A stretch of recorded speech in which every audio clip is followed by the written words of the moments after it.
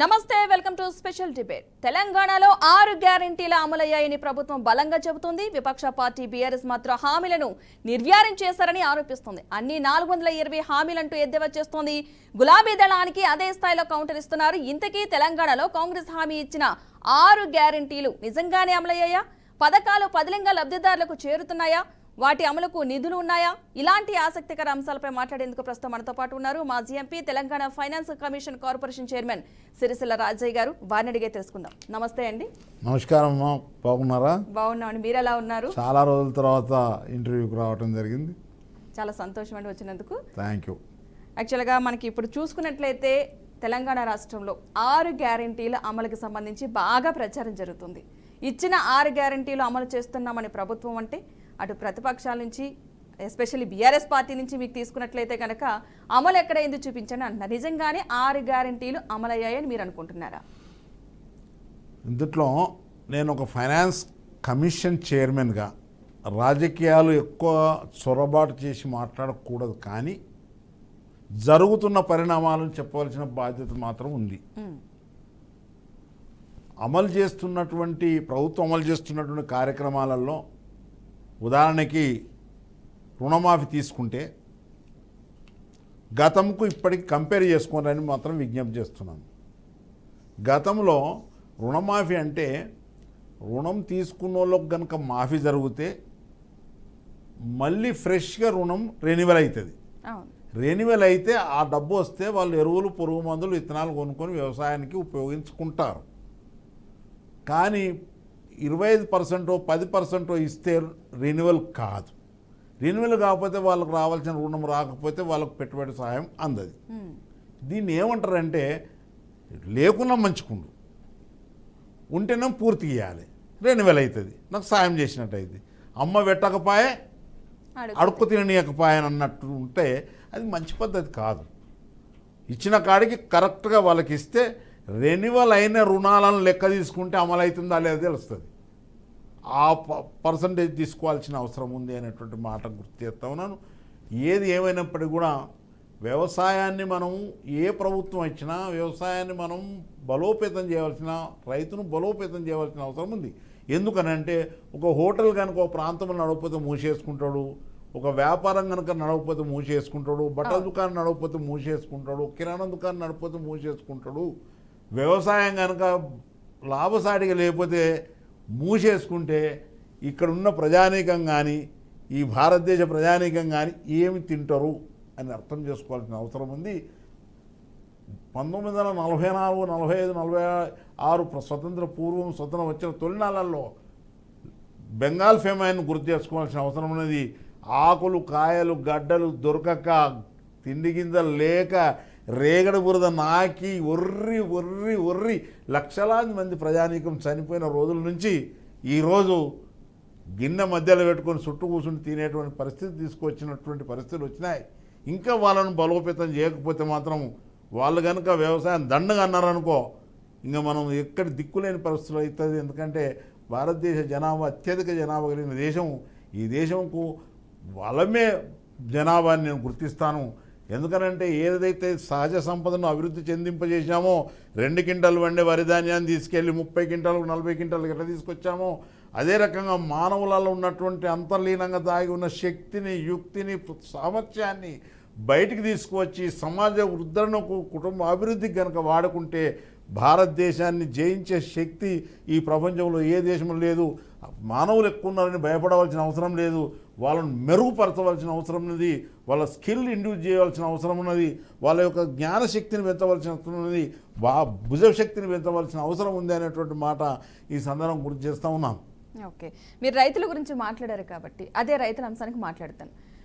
Kaleshwaram project అంశాన్ని తీసుకుంటే దాంట్లో అవకతవకలు జరిగాయని బాగా జరుగుతుంది. దానికి సంబంధించి కమిషన్ వేయడం జరిగింది, విచారణ కూడా చేస్తూ ఉన్నారు. అంటే రైతులకు నీరు చాలా అవసరం, పంట పొలాలకి ఎస్పెషల్లీ. సో రైతులకి నీరు అందాలంటే ఆ కాళేశ్వరం ప్రాజెక్ట్ మీద ఒక క్లారిటీ రావాలి. నిజంగానే అంత పెద్దగా రైతులకు ఉపయోగపడలేనంత స్థితిలో ఉందంటారా?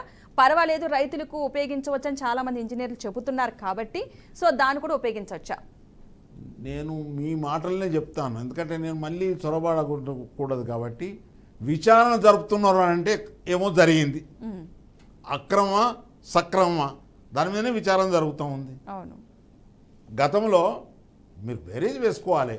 బాక్రానంగల్ ప్రాజెక్టు కట్టింది ఈ దేశంలో, నాగార్జున సాగర్ ప్రాజెక్టు కట్టింది ఈ దేశంలో, పోచంపాడు ప్రాజెక్టు కట్టింది దేశంలో, అనేక ప్రాజెక్టులు హీరాకుడ్ ప్రాజెక్టులు కట్టింది దేశంలో. వాటి పరిస్థితి ఈ రోజు వరకు ఎట్టుంది, వాని యొక్క వయసు ఎంత అయింది, వాని ఏజ్ ఎంత అయింది, ఈ రోజు వరకు ఎట్టున్నది, ఇది ఎట్టున్నది కంపేర్ చేసుకోమంటున్న విమర్శేతలను దయచేసి అర్థం చేసుకోండి. ఇది మంచి పద్ధతి కాదు. చేస్తే ప్రమాణాలతోటి చేయవలసిన అవసరం ఉంది. ఇది ఒక్క రోజుతో నడిచిపోయే కార్యక్రమం కాదు. కొన్ని వందల ఏళ్ళు జరగవలసిన అవసరం ఉంది. మనం ఇల్లు నిర్మాణం చేసుకుంటే ఎట్లయితే కాంప్రమైజ్ కాకుండా చేసుకుంటామో అట్లా కాంప్రమైజ్ కాకుండా ఒక ప్రాజెక్టు నిర్మాణం చేసి తరతరాలకు అందించవలసిన బాధ్యత తప్పిందా తప్పలేదా ప్రజలు ఆలోచన చేస్తున్నారు. విచారణ జరుగుతున్నది. ఆ విచారణలో దోషులు బయటకు పడతారు. నేను ఒకటే అంటున్నాను, ఎప్పుడైతే తప్పు జరుగుతుందో ఇంకొక తప్పును ఒప్పు చేసడానికి 10 తప్పులు చేయకండి. ఒక తప్పుతో ఒక తప్పు అయిందని ఒప్పుకోండి, ఇక మళ్ళీ తప్పులు జరగవు. అనవసరం తప్పును కప్పిపుచ్చుకునే ప్రయత్నం చేసి 10 తప్పులు చేసి మళ్ళీ లోతున ఇరకకండి అనేటువంటి మాట ఈ సందర్భంగా గుర్తు చేస్తా ఉన్నాను.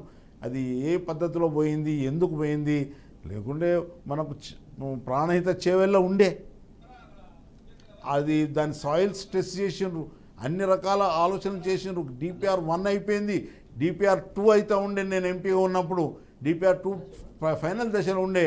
ఇది డెవలప్మెంట్ అనేది ఒక నిరంతరం జరిగేటువంటి ప్రక్రియ. దానిలో నేను వచ్చినాక ఇది చేస్తా, నువ్వు వచ్చినాక అది తీసేస్తా అనే పద్ధతి కరెక్ట్ కాదు. మనం దాన్ని కంటిన్యూ చేయవలసిన అవసరం ఉంది.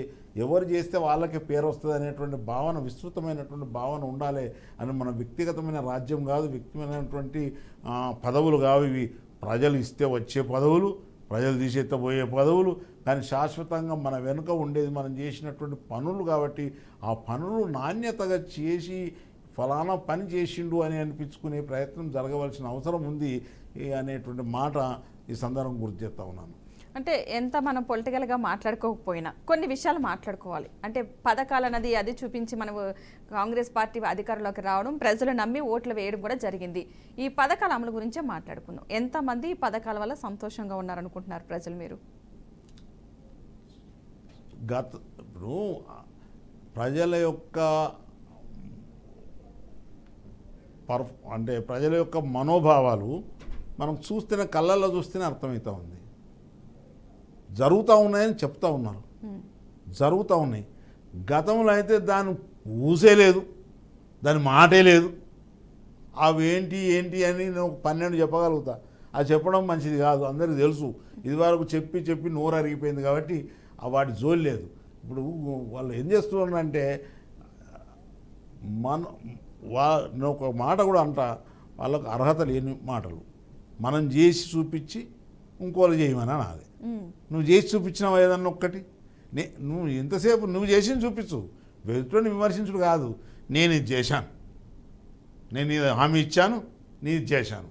ఉదాహరణకు దళితుల ముఖ్యమంత్రి ఎతను అన్నా చేసి చూపించిన చెప్పు. ఇవేమీ చెప్పకుండా 3 ఎకరాల భూమిత ఇసు ఇవన్నీ అది అట్లు పోతే నేను అందులో గంటల కొద్దీ ఉపన్యసించగలను, కానీ అది వద్దు. ప్రజలు బేరేజ్ వేసుకుంటున్నారు. అప్పుడు ఏం జరిగింది, ఇప్పుడు ఏం జరుగుతూ ఉంది, జరుగుతున్న కాలంలో ఎందుకు విమర్శ అవుతున్నాయని అనే మాట ఒకటి ఉంటుంది. దీనికి ఎట్లా ఎరికైనా నడిస్తేనట నడక వంకర అంటారట, నడవపోతే ఏ వంకర లేదు. కాయలున్న చెట్టుకే రాళ్ళు కొడుతూ ఉంటారు. ఇట్లా కొడతారు. అది ప్రజాస్వామ్యంలో సహజంగా జరుగుతున్నటువంటి మాటలు. అవి వెనుకకు చూసుకోవాలి. ఎవ్వరిది వాళ్ళు మనం ఏం చేసినా కాబట్టి ఇది అడగాలి, ఏం చేయలేదు కాబట్టి ఇది అడగకూడదు అనేటువంటి మాట ఆత్మవిమర్శన లేకపోతే ప్రజలు పాపం తట్టుకుంటారు కానీ నమ్మరు, ఇబ్బంది పెడతారు. మళ్ళా ప్రస్తుతానికి నమ్మట్లేదు అంటారు ప్రజలు. నమ్మరు. ఎందుకు నమ్ముతారు? అంటే పథకాలకి సరిపడా డబ్బులు లేవు అమలు చేయడానికి అని అంటున్నారు. ఒక ఫైనాన్స్ కమిషన్ కార్పొరేషన్ చైర్మన్గా ఉన్న మీకు నిజంగా అంటే కొన్ని పథకాలు అమల్లో జరుగుతున్నా మరికొన్ని పథకాల అమలు కోసం నిజంగానే డబ్బులు ఉన్నాయంటారా? పర్వాలేదా? డబ్బులు పరిమితం అయిపోయినాయి. ఎందువలన అంటే మిగులు రాష్ట్రాన్ని అప్పుల రాష్ట్రం అయింది అనేది అందరూ ఒప్పుకుంటారు. నేను విమర్శిస్తున్నాను అనుకునేరు, అందరూ ఒప్పుకుంటారు. బడ్జెట్లు ప్లస్లో ఉన్నదాన్ని మైనస్లో అప్పచెప్పిన దానికి మనం వాటిని పూరించుకుంటూ పోవటం, తెచ్చిన అప్పులకు వడ్డీలు, తెచ్చిన అప్పులు రీఇన్స్టాల్మెంట్లు, ఇచ్చిన హామీలను నిలబెట్టుడు, ఇది ఒక కత్తి మీద సామలాగా నడుస్తున్నటువంటి పరిస్థితులు ఉన్నాయి. అందుకే ప్రజానీకానికి విజ్ఞప్తి చేస్తారు ప్రభుత్వం కూడా, మనం సహనంతో ఓర్పుతోటి ఈ దేశం మనది, ఈ రాష్ట్రం మనది, ఈ అప్పులు మనవి, ఈ కుప్ప మనది, దీన్ని ఎట్టెట్లో మనం పాలన పంచుకొని నడిపించాల్సిన బాధ్యత కూడా మనం అందరం తీసుకోవాల్సిన అవసరం ఉంది. మెరుగైనటువంటి దానికోసం ప్రయత్నం జరుగుతూ ఉంది. ఆ ప్రయత్నము ఫలింపజేసే ప్రయత్నంలో కొందరు దాన్ని విమర్శ చేసి దాన్ని ఆపుతూ ఉన్నారు. అట్లాంటివి మంచిది కాదు. నీ పోతే నేను వస్తాను, నేను పోతే మీరు వస్తారు, అట్లా కాదు. చేస్తున్నటువంటి పనులు సక్రమంగా జరిగే విధంగా మనం అందరం బాధ్యతాయుతంగా, ఆన్సరబుల్ టు ది పీపుల్, మనం జవాబుదారులం ప్రజలకు. వాళ్ళు ఎన్నుకుంటే వచ్చినటువంటి వాళ్ళు ఇది సీటు శాశ్వతం కాదనేటువంటి భావనలో ఉండాల్సిన అవసరం ఉంది. ఈ ప్రజాస్వామ్య ప్రక్రియ ప్రజలకు అందుబాటులోకి చేర్చడానికి మనం అందరం కృతకృత్యులై నిబద్ధతతోటి పనిచేయవలసిన పనులు అవసరం ఉంది అనేటువంటి మాట గుర్తు చేస్తూ ఉన్నాను. ఓకే, అంటే ఇప్పుడు అభివృద్ధి అంటున్నారు, ఇప్పుడు మా హయాం వచ్చింది కాబట్టి అని చెప్తున్నారు. కాబట్టి ఈ 5 సంవత్సరాల్లో అభివృద్ధి చేసి చూపిస్తారంటే అప్పుల రాష్ట్రంగా ఉన్నదాన్ని మిగులు అంటే కొంచెం లాభాల్లో ఉండేటట్టుగా తీసుకెళ్లే ప్రయత్నం అయితే చేస్తారని అనుకుంటున్నారా మీరు? ఈ 5 సంవత్సరాల్లో ప్రజలకు ఒక క్లారిటీ చూపించి, అంటే గత ప్రభుత్వంలో ఉన్న పాలనకి అభివృద్ధికి, ఇప్పుడున్న ప్రభుత్వ పాలనకి అభివృద్ధికి తేడా చూపించగలుగుతారా? మెరుగైనటువంటి ఆర్థిక స్థితి వైపుకు అడుగులు వేస్తాం. మెరుగైనటువంటి ఆర్థిక స్థితికి, ఇప్పుడున్నటువంటి దీనస్థితి నుంచి ఇంకా కొంచెం మెరుగైన స్థితికి తీసుకెళ్తాం. ఎందుకనంటే ఇబ్బడి ముబ్బడిగా ఎలక్షన్స్కి ముందట, ఇది చెప్తే తప్పనుకుంటారేమో, ఎలక్షన్కి ముందట టక మంజూరులు ఇచ్చి, ఇలా గ్రామ పంచాయతీలల్లో నేను ఒక ఫైనాన్స్ కమిషన్ చైర్మన్గా మాట్లాడుతున్నా, గ్రామ పంచాయతీలో చిన్న చిన్న వాళ్ళు పాపం పని చేసుకున్నారు. చివరి నిమిషంలో ఇచ్చిన ప్రొసీడింగ్స్ అవన్నీ 6 నెలలకు 3 నెలలకు వస్తానప్పుడు ఇచ్చిన ప్రొసీడింగ్స్ ఏం ఆశించి ఇచ్చిండ్రు అది ప్రజలు అర్థం చేసుకోండి. వాటికి బిల్లులు ఇవ్వాల్సిన పరిస్థితి ఉంది. ఇప్పుడు మాకు బిల్లులు ఇచ్చే ప్రయత్నం జరుగుతూ ఉంది. ఇయ్యని పరిస్థితుల్లో వాళ్ళు పాపం పేదోళ్ళు ఇబ్బంది పడుతూ ఉన్నారు. ఆ ఇబ్బందులను తొలగించవలసిన బాధ్యత ప్రభుత్వాల మీద ఉంది. కానీ ఇచ్చేటప్పుడు ఇది చేయగలుగుతామా లేదా, ఇది ఇవ్వగలుగుతామా లేదా అనేటువంటి విచక్షణ చేయవలసిన అవసరం ఉందే. ప్రతిసారి ఓట్లేదానికి ప్రధానమైనటువంటి ఆలోచనతో ఇలాంటి చేయకూడదు అనేటువంటి మాట. నేను ఒక ఫైనాన్స్ కమిషన్ చైర్మన్గా గ్రామ పంచాయతీలను బలోపేతం చేయాలి, మండలాలను బలోపేతం చేయాలి, మున్సిపాలిటీలను బలోపేతం చేయాలి, విధులు నిధులు వాళ్లకు సక్రమంగా అందేటట్టు చేయాలి, వాళ్ళు మెరుగైనటువంటి జీవన ప్రమాణాలు మెరుగుపరచడానికి ప్రయత్నం చేయాల్సిన అవసరం ఉన్నది. ఇటు స్టేట్ ఫైనాన్స్ కమిషన్ నుంచి నిధులు తెప్పించాలి, సెంట్రల్ ఫైనాన్స్ కమిషన్ నుంచి నిధులు తెప్పించాలి. గ్రామ పంచాయతీలను వాళ్ళ కాళ్ళ మీద వాళ్ళ నిలబెట్టేట్టు తయారు చేసేటువంటి ఒక కొత్త ప్రణాళికలు కూడా గ్రామ పంచాయతీలకు అందించవలసిన అవసరం ఉంది. మెరుగైనటువంటి జీవన ప్రమాణాలు మెరుగు కావాలంటే ఎవరి కాళ్ళ మీద వాళ్ళు నిలబడితేనే అది శాశ్వతమైనటువంటి అభివృద్ధిగా నేను నమ్ముతాను. కేంద్రం మీద డిపెండ్ కావచ్చు పంచాయతీలు, మున్సిపాలిటీలు, రాష్ట్రం మీద డిపెండ్ కావచ్చు, కానీ కొంతకాలం పాటే మిగతా కాలాలకు వాళ్ళు కూడా వాళ్ళ స్వయంగా కొంత నిధులను సమకూర్చుకునేటువంటి ప్రయత్నం జరగాలి. ఆ ప్రయత్నం వైపున ప్రభుత్వాలు అడుగులు వేయవలసిన అవసరం ఉంది.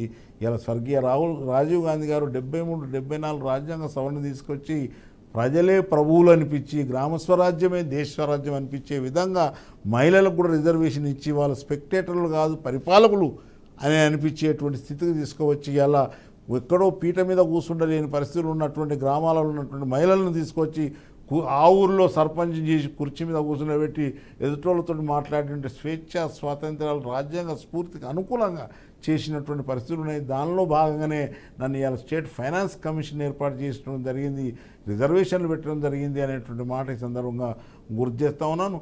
ఏది ఏమైనా నాకు ఒకటే మాట అనిపిస్తుంది, ఎంతైతే భారతదేశంలో సహజ వనరులు ఉన్నాయో దానికి ధీటుగా మానవ వనరుల అభివృద్ధి కనుక జరుగుతున్నాయి, ఇంకా జరగాలి. ఆ జరిగితే మానవులలో ఉన్నటువంటి శక్తిని, సామర్థ్యాన్ని, భుజబలాన్ని, మానసిక బలాన్ని కనుక అభివృద్ధి చెందింప చేస్తే ప్రపంచంలో జనాభా ఎక్కువ ఫలితాలు సాధించేటువంటి అవకాశం దండిగా భారతదేశానికి ఉంది. అభివృద్ధి చెందుతున్న దేశం నుంచి అభివృద్ధి చెందిన దేశం కింద కన్వర్ట్ అవడానికి ఎంతో దూరం లేదు. కానీ చైతన్యపూరితమైన సమాజ నిర్మాణం జరగాలి. అందులో విద్య వైద్యము అందరికీ అందుబాటులో తీసుకెళ్ళాలి అనేటువంటి విధంగా మనం కనుక పోతే ముందుకు వెళ్తే తప్పకుండా ఫలితాలు వస్తాయి అనేటువంటి మాట. ఈరోజు నేను ఇక్కడ కూర్చొని మాట్లాడినా నాకు ఆ విద్యను అందరికీ అందించి బలోపేతం చేయవలసిన అవసరం ఉంది. దానికోసం కార్యక్రమాలు రూపొందించి అమలు చేస్తూ ఉన్నారు అనేటువంటి మాట ఈ సందర్భం గుర్తు చేస్తూ ఉన్నాను. ఆర్థిక సహాయం ఇవ్వటం ఒకవైపు, ఆర్థిక సహాయంతో పాటు వాళ్ళను శక్తివంతులను తయారు చేయాలి. నీ కొడుకుని ఏ రకంగానైతే, నీ బిడ్డను ఏ రకంగానైతే నీ మీద డిపెండ్ కాకుండా వాళ్ళే బ్రతికేటట్టు ఎట్లా అయితే కుటుంబ పరిపాలన తయారు చేస్తామో, వాళ్ళ కాళ్ళ మీద వాళ్ళని నిలబెట్టేట్టు తయారు చేస్తామో, అట్లనే గ్రామాలను కూడా, మండలాలను కూడా, జిల్లా పరిషత్తులను కూడా ఆ రకంగా వాళ్ళ కాళ్ళ మీద వాళ్ళని నిలబెట్టేట్టు తయారు చేయాల్సిన బాధ్యత ఎన్నికైన ప్రభుత్వాల మీద ఉంటుంది. ఆ అడుగులు పడుతూ ఉన్నాయటువంటి మాట ఈ సందర్భం గుర్తు చేస్తాను. పెద్దలు రాజీవ్ గాంధీ గారు ఎంత ఆలోచన చేసిన వాళ్ళు గ్రామ ప్రాంతంలో అయితే పుట్టలేదు కానీ గ్రామాలను పునికి పుచ్చుకున్నట్టు 73, 74 రాజ్యాంగ సవరణ తెచ్చి ఇలా ప్రజలకు అందించి ఇలా ప్రజలను అధిక సంఖ్యలో భాగస్వామ్యం చేయడం జరిగింది. ప్రజాస్వామ్యంలో ఒక స్ఫూర్తి ఉంటుంది. ప్రజాస్వామ్య ఫలాలు సామాన్య మానవునికి అందాలంటే ప్రజలు అధిక సంఖ్యలో చురుకుగా పాల్గొన్నప్పుడే ప్రజాస్వామ్య ఫలాలు సామాన్య మానవునికి అందుతాయి. ప్రజలు సూపర్లు కాదు, పరిపాలకులు అనేటువంటి భావం గ్రామ స్వరాజ్యమే దేశ స్వరాజ్యమైన స్ఫూర్తికి అనుగుణంగా మనం ప్రణాళికలు రూపొందించి అమలు చేయవలసిన అవసరం ఉంది అనేటువంటి మాట ఈ సందర్భం గుర్తు చేస్తా ఉన్నాను. అంటే ఒక అభివృద్ధి చెందాలి, ఎవరి కాళ్ళ మీద వాళ్ళు నిలబడాలి అని మీరు అన్నారు కదా, దాని మీద విద్య, వైద్యం, ఎస్పెషల్లీ విద్య చాలా ఇంపార్టెంట్. విద్య నేర్చుకున్న వాళ్ళు ఏదైనా చేయగలుగుతారు. సో ఆ విధంగా ఇప్పుడున్న ప్రస్తుత ప్రభుత్వంలో విద్య, వైద్యానికి పెద్దపీట వేస్తున్నారా? ఎక్కడ విద్య డెవలప్ అవుతుంది? నాణ్యమైన విద్య ఎక్కడ దొరుకుతుంది? అసలు నిజంగా దొరుకుతుందంటారా? అంటే ఎక్కువ చెప్పను, మళ్ళీ రాజకీయ ఉపన్యాసం అవుతుంది. ఎప్పుడన్నా స్కిల్ డెవలప్మెంట్కి ఒక యూనివర్సిటీ పెట్టినరా? స్కిల్ డెవలప్మెంట్ అంటే ఏంది? నైపుణ్యాభివృద్ధి. నైపుణ్యాభివృద్ధి అంటే ఏంది? మానవుల యొక్క శక్తిని ఇనుమడింపజేసేటువంటి కార్యక్రమం. ఇది అద్భుతం కాదు, ఒక అడుగు పడ్డది. Every line starts with A dot. ఆ డాట్ స్టార్ట్ అయింది, ఆ దిశ నడుస్తుంది అనేటువంటి భావనను అందరూ అభినందించవలసిన అవసరం ఉంది. అందులో ఇంకెక్కువ జోలికి పోననేటువంటి మాట తెలియజేస్తూ ఉన్నాను. ఓకే, మొత్తం మీద ఏదికి దానికి అక్కడ పొలిటికల్గా కాకుండా నార్మల్గా వచ్చేస్తున్నారు. ఓకే, అంటే ప్రజల నుంచి స్పందన ఏమనిపిస్తుంది మీకు? అంటే నెక్స్ట్ ఇప్పుడున్న ప్రతిపక్షంగా మాట్లాడుతున్న అటు బీజేపీ కావచ్చు, బీఆర్ఎస్ కావచ్చు, ప్రజల్లో నమ్మకం పోయింది, అసహనం వచ్చేసింది అని అంటున్నారు. మీకు ఎక్కడైనా అలా అనిపించిందా? లేదంటే ప్రజల సపోర్ట్ ఫుల్గా ఉంటుంది, నెక్స్ట్ తరం అంటే నెక్స్ట్ రాబోయే ఎన్నికల్లో కూడా మందే విజయం అన్నట్టుగా ఆల్రెడీ సేమ్ రేవంత్ రెడ్డి అంటున్నారు, నెక్స్ట్ కూడా మందే వస్తుంది, 10 ఏళ్ళు మనమే ఉంటామని చెప్పి. నిజంగానే ఆ దిశగా అడుగులు పడుతున్నాయా? ఆ విధంగా పాలన ఉందా? ఆ విధంగా ప్రజలకు ఈ ప్రభుత్వం మీద నమ్మకం ఉందంటారా? There are 2 instruments in this. ఒకటి చెప్పుకోవటం నోటితోటి, రెండవది చేసి చూపించడం. ఓకే, ఈ చేసి చూపించటమే ఎక్కువ మందిని ప్రభావితం చేస్తుంది. ప్రోగ్రామ్ అమలు చేసి చూపించడమే చాలా మందిని ప్రభావితం చేస్తుంది. ఎంత నోటికి చెప్పినా ఈయన ఆ పార్టీ వాడు కూడా చెప్పుకుంటానులే అని అంటారు, ఈయన ఎక్స్ పార్టీ కూడా చెప్పుకుంటానులే అంటారు, వై పార్టీ కూడా చెప్పినప్పుడు వింటారు, పాపం మళ్ళీ వెళ్ళిపోతారు. కానీ స్కీము ప్రోగ్రామే వాళ్ళని ఎక్కువ ప్రభావితం చేస్తుంది, ఎక్కువ సపోర్ట్ ఇస్తుంది, వాళ్ళ మనసులను కరిగిస్తుంది. అవి కరిగిస్తూ ఉంది. ఇప్పుడు స్కీములు కరిగిస్తూ ఉన్నాయి, ప్రోగ్రాం కరిగిస్తూ ఉంది. దానిలో మళ్ళీ 1, 2, 3 చెప్తే రాజకీయం చెప్పిన, ఇప్పుడు సన్న బియ్యం అంటే రాజకీయం చేస్తాను, ఇందిరా మిల్లు అంటే రాజకీయం చేస్తాను అంటారు. ఇందిరా మిల్లు కడితే అంతస్తులు కడతారు, ఏమన్నా మన్నించాలి నన్ను. గొర్రెపిల్లని ఎడగట్టేయాల మీదనా కిందనా? బర్రెని ఎడగట్టేయాల మీదనా కిందనా? దాని అది ఊరిపోతే వీళ్ళిద్దరు పంచాయతీ ఏం పంచాయతీ? అది శాశ్వత పంచాయతీ. అవి కఠిన నిల్చుంటాయా? 8వ రోజు కూలుతాయి కదా. కూలిన తర్వాత ఏం పంచాయతీ? ఇప్పుడే నాణ్యత లేవని అంటారు, ఇప్పుడే కూలిపోదని అంటారు, ఇంకా 4 రోజులు కూలిపోతాయి. కూలిపోయినాక వీళ్ళిద్దరు ఎడగొట్టుకు సావాలి, తలలు నరుక్కుంటారు. ఏం పంచాయతీ ఇది? నేనన్నా స్థలం ఇరుకయిందా? స్థలం లేదా? ఇల్లు కట్టుకునేంత స్థలం లేదా భారతదేశ భూభాగంలో? ఎందుకు వాళ్ళకు ఉన్న జాగాలు అక్కడ ఎక్కడో ఉంటే హోమ్ స్టే యాక్ట్ అంటారు.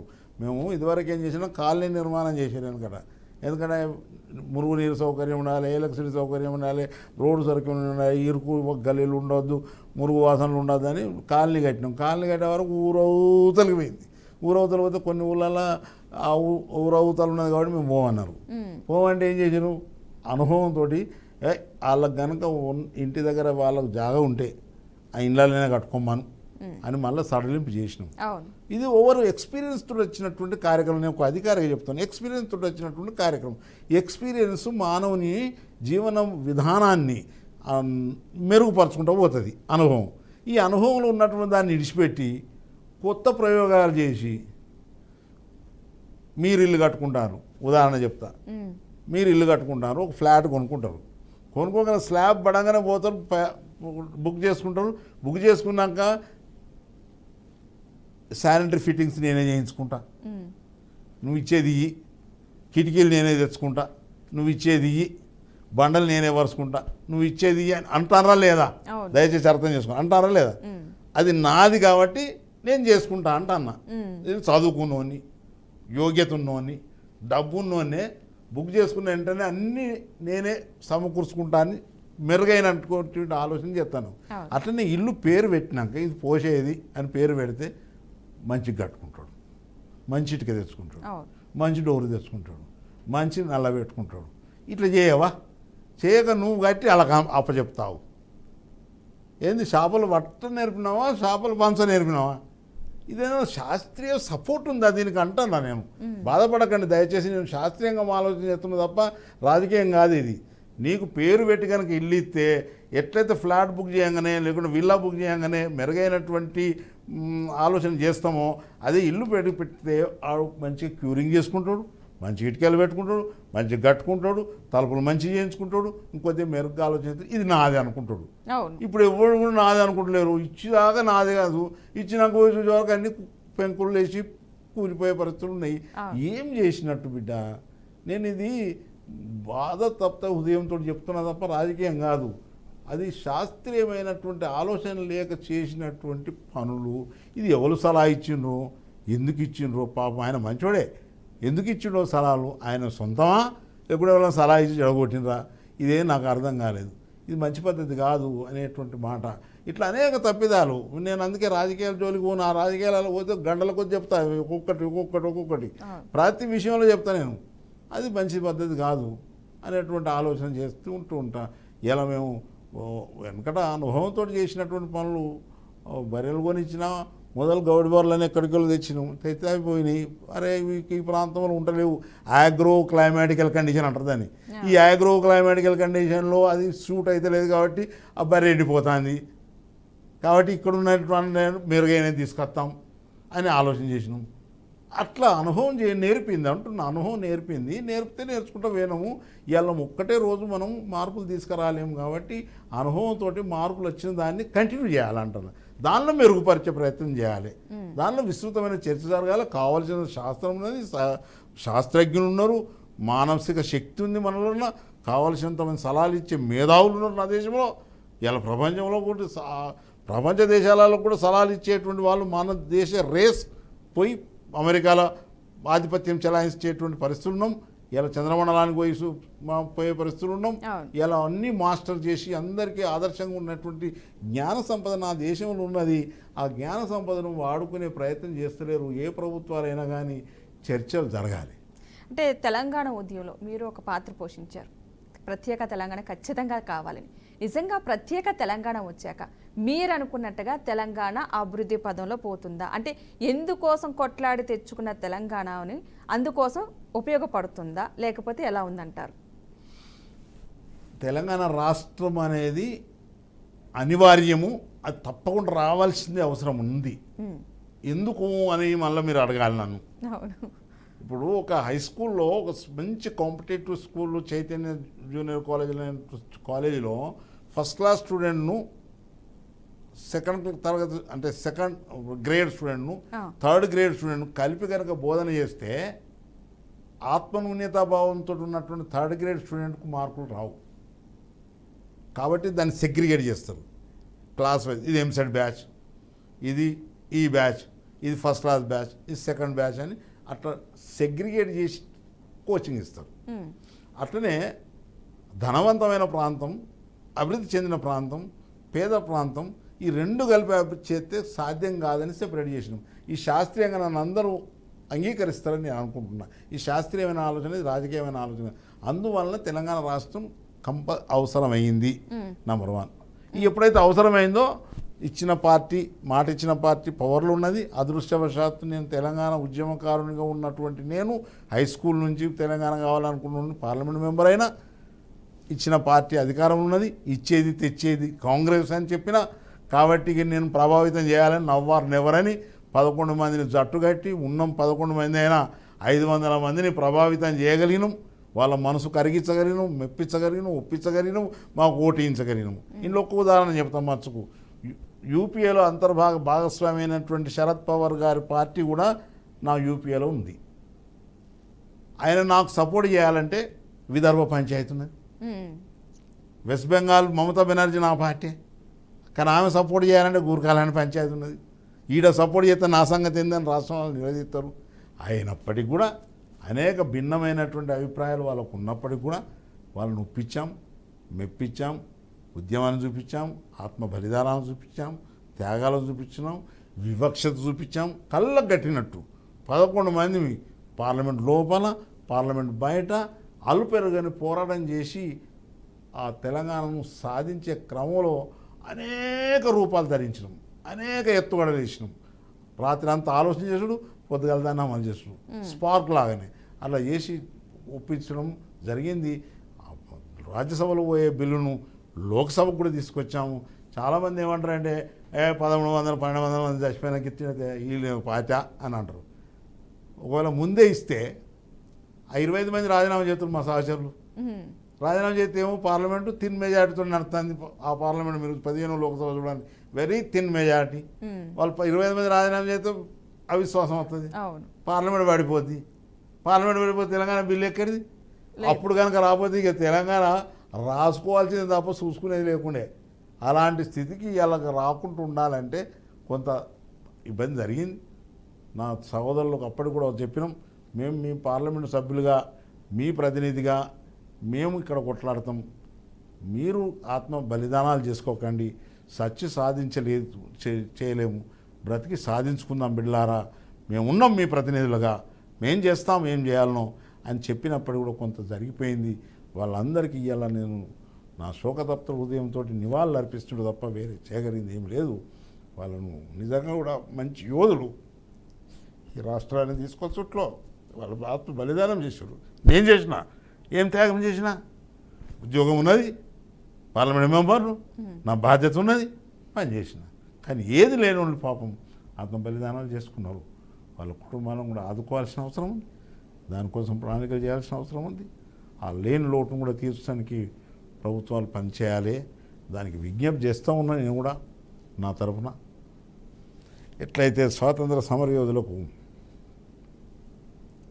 గుర్తింపు ఇచ్చినాము, ఆ గుర్తింపు ఆ కుటుంబాలకు ఇవ్వాలని నేను విజ్ఞాపన చేయగలుగుతా.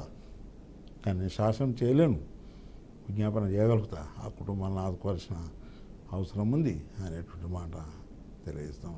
దానిలో డిఫరెన్స్ ఉండొచ్చు, లైన్ ఉండవచ్చు, సెగ్రిగేట్ చేసుకోవచ్చు. చేసుకుంటూ కొంత ప్రయత్నం చేయాలి. తెలంగాణ సాధించుట్లో వాళ్ళను కూడా గుర్తించవలసిన అవసరం ఉంది అనేటువంటి మాట తెలియజేస్తూ ఉన్నాం. ఓకే అండి. రాజీ గారు, ఈరోజు మేము అడిగినందుకు వచ్చి డిబేట్లో పాల్గొన్నందుకు ధన్యవాదాలండి. ధన్యవాదాలమ్మా. చాలా రోజుల తర్వాత మనసు విప్పి మాట్లాడే అవకాశం కల్పించినటువంటి బీఆర్కే టీవీ వారికి ఎల్లవేళ కృతజ్ఞతలు. థ్యాంక్ యూ అండి. Thank you. చూసారు కదండి, ఇక ఇది వాళ్ళ స్పెషల్ డిబేట్. నమస్తే.